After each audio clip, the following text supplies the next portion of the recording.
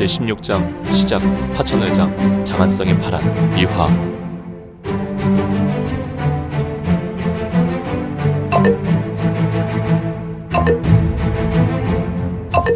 구독과 좋아요, 알림 설정 부탁드립니다.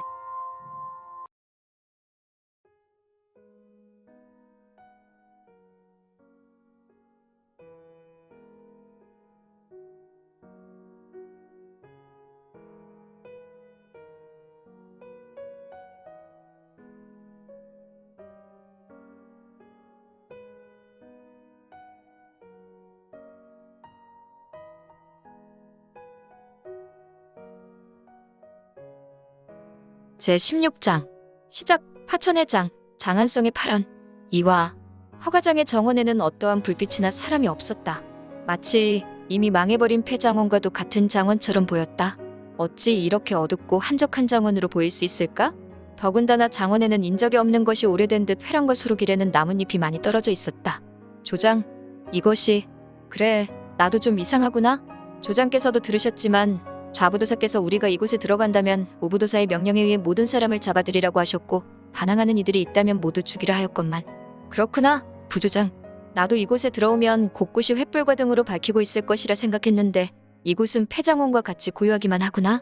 15의 흑의 무복에 흑의 두 건을 한 무리는 눈빛들에 흔들리고 있었고 그들은 지금 이곳에 들어온 목적에 대해 좌표를 잃은 듯 어정쩡한 모습이었다. 조장이란 자와 부조장으로 보인 인물은 서로 전음을 주고받고 있었는데 한 일각의 시간이 흘렀나? 휘익, 삐익. 조장, 저 소리 들리시지요? 우부도사의 부름입니다. 그래, 알겠다.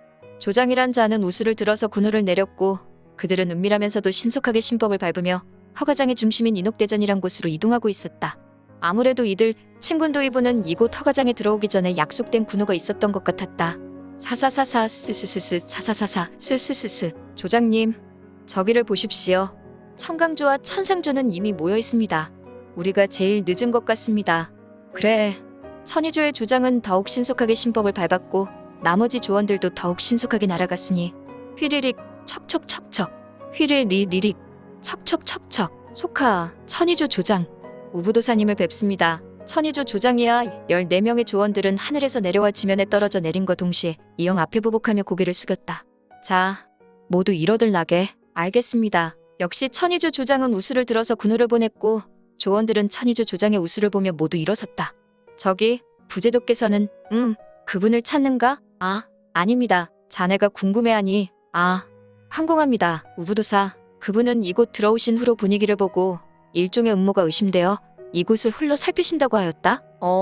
어찌 홀로 다니시면 위험하실 수도 있으신데 자네는 잊었나? 1인 군대의 위용을. 아, 아닙니다. 뼛속까지 잘 알고 있습니다. 물론 잘 알고 있지요. 가림백호군. 쉿. 자네 미쳤나? 자네는 그분의 신상을 부하들에게 발설할 수 없다는 것을 잘 알지 않나?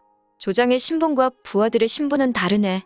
당연히 정보에는 천급과 지급과 임급이 있다는 것도 잘 알지 않나? 네, 죄송합니다. 우리 제도께서는 응천부에서 몇 안 되는 천급 대상이시니 함부로 말하면 아니 되네. 네, 제가 큰 실수하였습니다. 여기 우리 모두가 그분께 덤빈다고 하여도 그분의 머리카락 한 올이라도 건드릴 수 있는 인물이 있을까?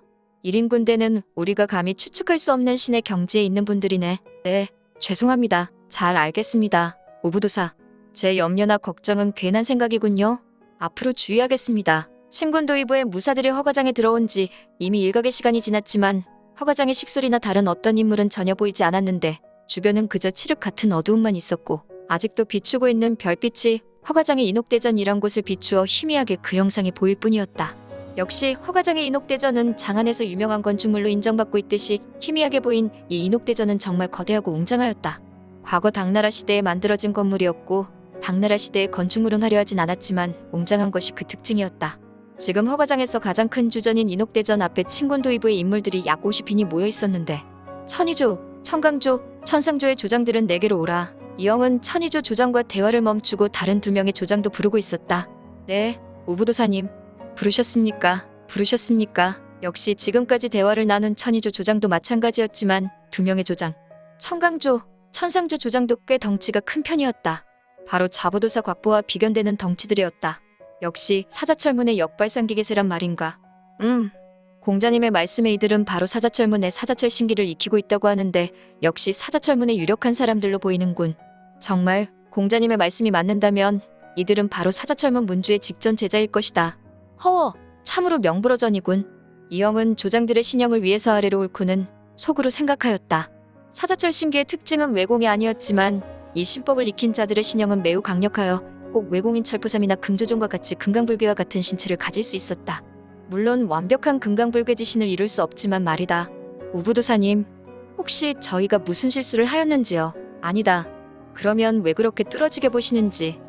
그대들의 훌륭한 신체를 잠시 감상했구나. 아, 다른 의도는 없다. 이제 우리는 이곳에서 제독을 잠시 기다린다. 네, 알겠습니다. 저기 청강조의 조장은 말을 하든가. 왜 그렇게 얼버무리는 것인가? 네, 아닙니다. 이 친구. 곽보와 달리 소심하군. 좌부도사 같으면 마음속에 궁금한 것이 있다면 속히 이야기했을 것이네. 그렇게 머뭇거리지 말고 속 시원하게 이야기해보게. 네, 다름이 아닙니다. 저희는 부제독계 제독이라는 호칭은 쓰지 않으나 어찌하여 좌도사도 우부도사님도 부제독계 제독이라는 호칭을 쓰십니까? 제독께서는 금능 응천부에 계시지 않습니까? 응? 물론 친군도의부의 제독은 응천부에 있지. 하지만 나나 좌부도사나 다른 교찰도 아마 부제독님께 제독이라는 호칭을 쓸 것이다. 네, 맞습니다. 그것은 우리가 근부에 있을 때 부제독의 신의와 인품에 매료되어서 우리 마음에 이미 그분이 우리의 최고 상관이어서 굳이 부제독이라는 명칭을 쓰지 않는 것이다. 네? 아, 네. 아무튼 이제 우리는 저기 있는 인옥대전으로 들어갈 것이다. 제독께서 이곳에서 반각 정도 대기하다가 제독의 다른 지시가 없거나 우리에게 그분께서 오시지 않으면 우리는 인옥대전으로 들어가라 하셨다. 알겠습니다. 각자 위치에서 조원에게 전하고 그대들은 예의주시하여 나의 명령을 따른다. 알겠는가? 네, 알겠습니다. 우부도사, 알겠습니다. 알겠습니다. 각 조장들은 대원들을 나란히 세워 위치하였고 이영의 명령을 전음으로 전했다. 이들 천이조, 천상조, 청강조의 무사들은 하나같이 일당백의 무사들로 그 위용이 대단하였고 그들의 기세는 막강하여 주변을 압도하고 있었다. 이제 반각의 시간이 지났으며 각 조장은 나를 따르면 되겠다. 이영의 목소리는 굵은 저음으로 낮게 울렸지만 매우 위험 있는 목소리였고 친군도의부의 무사들은 이영의 목소리에 굳은 결심을 하였는지 매서운 눈빛을 흘리고 있었다.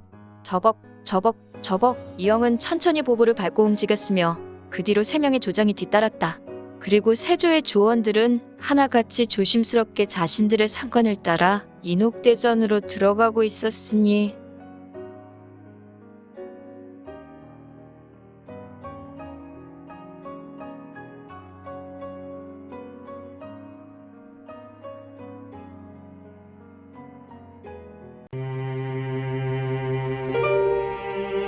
오늘 준비한 내용은 여기까지입니다. 아쉽지만 다음 시간에 만나 뵙겠습니다. 모두 건강하시고 최고로 멋진 하루 되세요.